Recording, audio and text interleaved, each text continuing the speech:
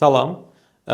Bugün biz tələbələrin xaricdə oxuduqdan sonra, xüsusilə ilk 500-də olan tələbələr və Azərbaycanda 600 baldan çox toplayan tələbələrin oxuduqdan sonra Azərbaycanda əsgərlik növü ilə bağlı danışmaq istəyirik. Bu barədə yeni qərar var və bu qərara əsasən tələbələrin hərbi intellektual proqram üzrə əsgərlik keçməsi nəzərdə tutulur. Söhbət əsasən həm xaricdə, həm Azərbaycanda oxuyan tələbələrdən gedir. Əgər Azərbaycanda universitetə daxil olan tələbə DİM-dən 600 bal toplayıbsa və o universiteti bitirdikdən sonra Azərbaycanda əsgərlik etməsi üçün Milli Müdafiə Universitetinə müraciət eləyir və bu müraciət əsasında o Milli Müdafiə Universitetinin nəzdində hərbi intellektual bölümdə əsgərlik etmiş olur. Bu da onun daha çox karyerası və işi ilə bağlı olur. Və ya dünyada Times Higher Education və ya Shanghai Ranking üzrə ilk 500-də olan universitetlərə qəbul olursa, bu universitetlərdə də bitirdikdən sonra Azərbaycanda əsgərliyini eyni qayda ilə bitirmiş olur. Hərbi intellektual bölmələrdə yalnız DİM-dən 600 baldan çox toplamış Azərbaycanda oxuyan tələbələr və dünyada ilk 500-lükdə Shanghai Ranking və Times Higher Education Rankingi nəzərə almaqla ilk 500-də oxumuş, ixtisasından asılı olmayaraq oxumuş tələbələr nəzərdə tutulur. Bunlar bitirdikdən sonra, xaricdə oxuyan bitirdikdən sonra Azərbaycanda əsgərlik dövrü başlayanda Hərbi İntellektual Milli Müdafiə Universitetinin Hərbi İntellektual bölümünə müraciət eləyir və müraciət etdikdən sonra onlar həmin tələbənin öz ixtisasına görə uyğun karyera və iş proqramı təyin edirlər və onun əsasında tələbə həm öz karyerasına uyğun hərbi əsgərlik bölümünü bitirmiş olur. Hərbi intellektual bölümdə əsgərlik dövrünü tamamlamaq üçün və ya həmin bölümə daxil olmaq üçün mütləq tələbələr Azərbaycanda oxuyacaqsa DİM balından 600 plus bal toplamış olmaları lazımdır və ya dünyada xarici universitetlərdə təhsil alacaqlarsa Shanghai Ranking üzrə və Times Higher Education üzrə mütləq ilk 500-də olan universitetə daxil olmalar və onu bitirmələri lazımdır. Və daxil olduğu il həmin ildən öncəki ranking keçərli olur. Məsələn, əgər tələbə 2026-da və ya 2027-də daxil olacaqsa, 2026-da daxil olan tələbə 2025-in sıralamasını nəzərə alaraq ona görə hərbi intellektual bölümə müraciət edə bilir. Tələbə bitirəndə və tələbə daxil olduqdan sonra dünyadakı universitetlərin sıralaması dəyişirsə, bu onların meyarlarda və ya seçimlərində heç bir mane olmur. Ona görə yalnız onların daxil olduqları il və ondan öncəki ilin sıralaması əsas götürülür.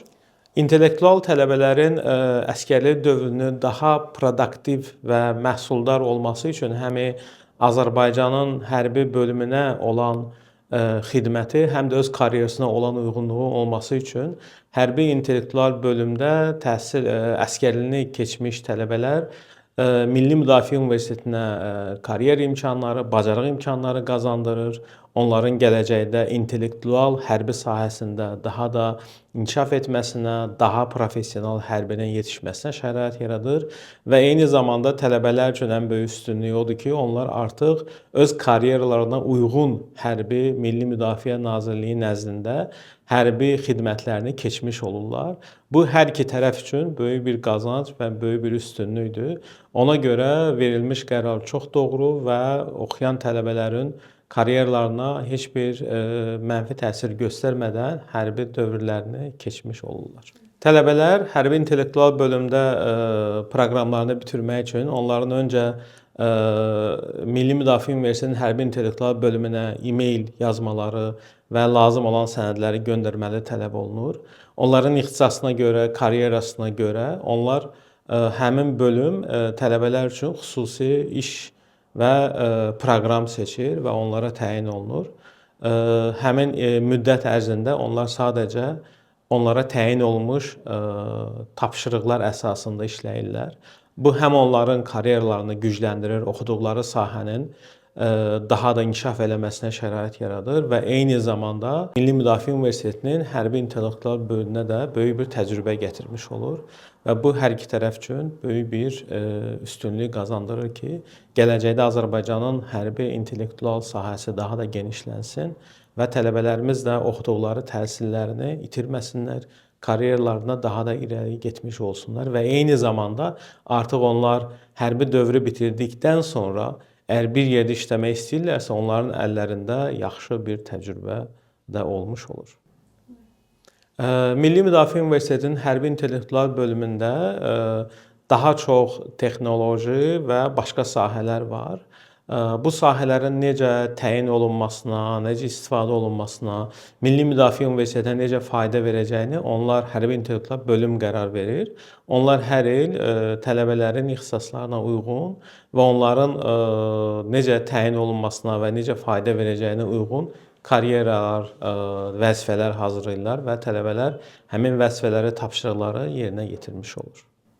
Milli Müdafiə Universiteti Azərbaycanın professional hərbi sahəsinin daha da genişləndirilməsi və gələcəkdə intellektual hərbi, texnoloji hərbi və digər hərbi bölümlərinin daha da professional şəkildə çıxması üçün və tələbələrin orada Azərbaycanlı tələbələrin yetişməsi üçün yaradılan bir universitetdir. Bu həm Türkiyədə də belə bir təcrübə var, dünyanın digər ölkələrində də belə bir təcrübələr var və bu universitetin əsas məqsədi Azərbaycanda professional hərbi mütəxəssislərin yetişdirilməsini təmin etməkdir və bu da eyni zamanda xaricdə oxuyan tələbələr və Azərbaycanda yüksək intellektual səviyyəsi olan tələbələr üçün belə bir hərbi universitetdə həm hərbi xidmətlərini keçmiş olurlar, həm də ki, professional hərbi mütəxəssis kimi yetişmiş olurlar. Hərbi intellektual xidmət tələbələrin karyerasına böyük üstünlük verir. Çünki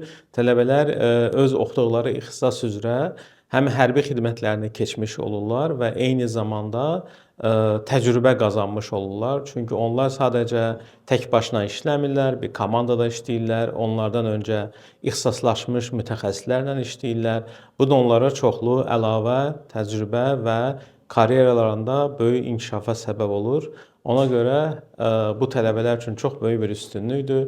Xüsusilə universiteti bitirən, heç bir təcrübəsi olmayan tələbə üçün birbaşa təcrübə qazanması üçün böyük bir şansdır və eyni zamanda tələbələr hərbi xidmətlərində keçmiş olurlar və bununla da tələbələr çox vaxt itirmədən hərbi xidmətlərini, hərbi borclarını tamamlayaraq öz karyeralarına sonra istədiyi yerdə və ya Milli Müdafiə Universitetinin tərkibində davam etdirə bilirlər.